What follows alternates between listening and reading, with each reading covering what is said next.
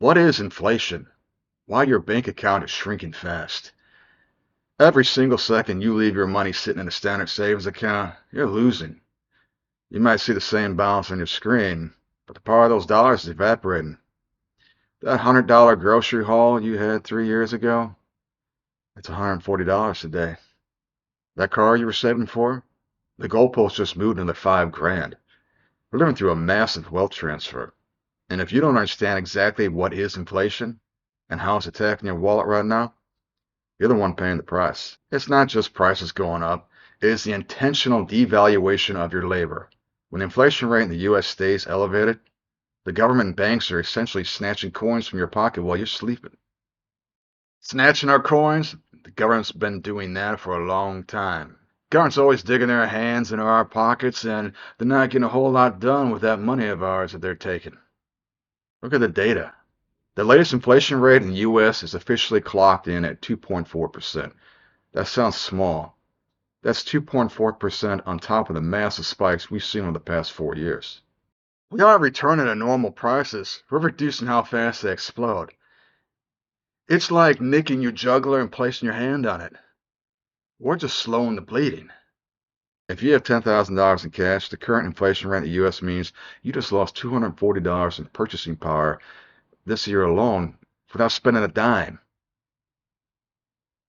You didn't buy anything, but you're poor. That is a silent tax. Let's say you have a physically demanding job. Every day you show up to the grind, pumping out the same output, the same effort, day in, day out. The grind. And yet as time goes on, you're being rewarded less and less for all that effort. That's not right. Imagine you're working road crew, slinging shingles in the summertime on a hot roof, just sitting there baking, and what you're making today for the effort you're putting in is less than last year.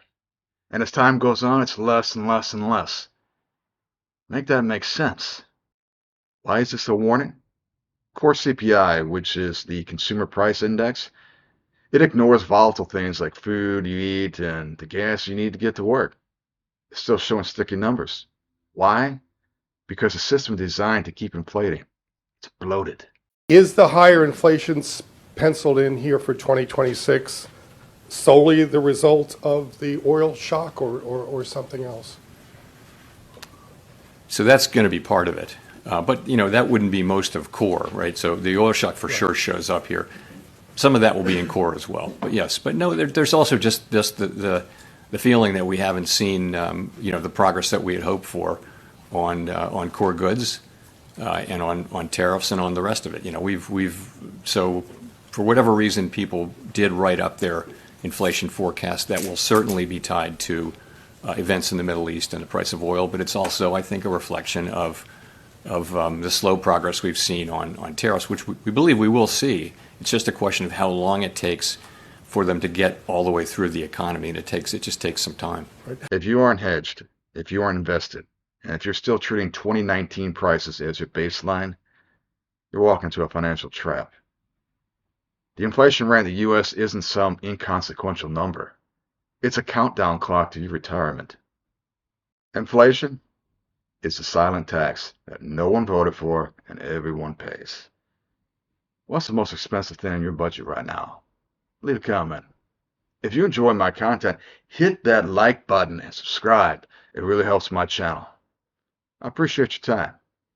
I'll see you soon.